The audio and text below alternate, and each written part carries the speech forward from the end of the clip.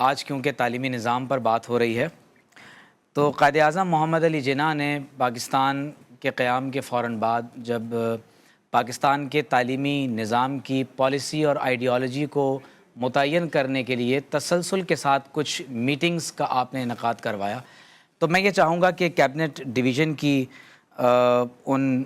میں education division کی جو ہماری پروسیڈنگز ہیں of Pakistan educational conference held at Karachi, اور یہ 1947 کی رپورٹ ہے اور یہ قائد اعظم کی زندگی میں یہ باقاعدہ پروسیڈنگز مرتب کی گئیں اور قائد اعظم کی زیر نگرانی پاکستان کے نظام تعلیم کا نظریہ متعین کیا گیا۔ اب آپ دیکھیے کہ کیا لکھا ہوا ہے۔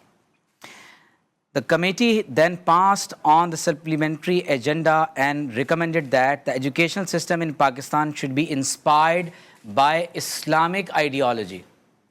ہر نظام زندگی کا ایک عقیدہ ہوتا ہے، ایک اس کی میٹا فزکس ہوتی ہے جس پر وہ پورا نظام زندگی ایوالو کر رہا ہوتا ہے۔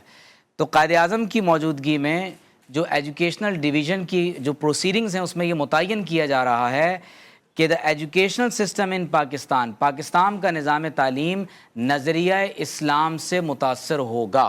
اب آپ دیکھیے اور مزید کیا لکھا ہوا ہے آگے۔ ایجوکیشنل آئیڈیالوجی، پاکستان کا نظریہ تعلیم کیا ہوگا؟ The committee laid down the following guiding principles for educational ideology. Education should be based on the Islamic conception of universal brotherhood of men, social democracy and social justice۔ آپ دیکھیے کہ لفظ لکھے ہوئے ہیں کہ نظریہ تعلیم کیا ہوگا، وہ اسلامک آئیڈیالوجی پر مبنی ہے۔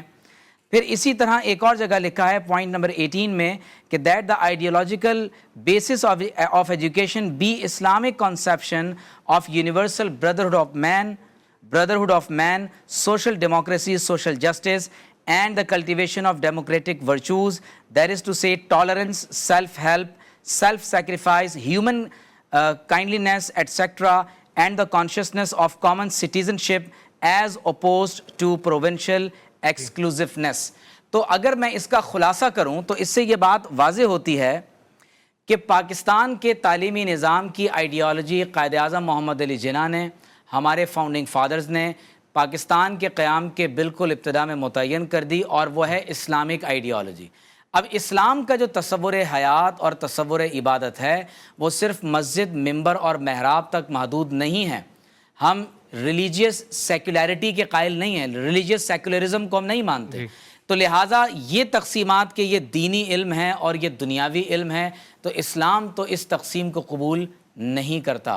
آپ غور کیجئے کہ قرآن مجید میں اللہ تعالیٰ نے انسانوں کو غور و فکر کی دعوت دی ہے، اپنے حواس خمسہ، اپنے ایمپیریکل ایویڈنس اور سینسس کو استعمال کرنے کی دعوت دی ہے، اللہ تعالیٰ نے اپنی عقل کو استعمال کرنے کی دعوت دی، بلکہ بعض احادیث میں تو یہاں تک ذکر ہے کہ اللہ تعالیٰ نے سب سے پہلے عقل کو تخلیق فرمایا۔ تو وہ دین جس کی ابتدا ہی اقرا، ریڈ کی وحی سے ہو رہی ہے، تو یہ کیسے ہو سکتا ہے کہ ہمارے ہاں دینی اور دنیاوی تعلیم کی تقسیم ہو؟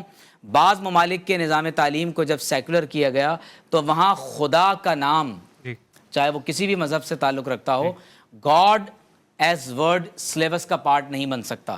تو میں اگر آپ کے سوال کے جواب کو کنکلوڈ کروں تو میں یہ کہنا چاہوں گا کہ اسلام میں سیکولر اور ریلیجیس ایجوکیشن کے دو الگ الگ پرسپیکٹیوز کا وجود نہیں ہے۔ دنیا کے تمام تر علوم، ہماری ایپسٹیمالوجی میں، ہمارے نظریہ علم میں، ہماری تھیوری آف نالج میں، آپ جو ہی کسی علم کو خالق اور مخلوق کے تعلق میں حاصل کرنا شروع کریں گے وہ علم دینی بن جاتا ہے۔ یعنی آپ سوچئے کہ ایک شخص اگر جانوروں کی حیاتیات پر یا نباتیات پر یا آسمان میں وہ ستاروں پر کمن ڈالنے کی کوشش کرتا ہے، اور مقصد کیا ہے؟ ربنا ما خلقت ھذا باطلا، تو وہ تمام علوم جو بظاہر سیکولر نظر آ رہے ہیں وہ فوراً ایک دینی پرسپیکٹیو میں خدا کے عرفان اور اس کی ذات تک پہنچنے کا ذریعہ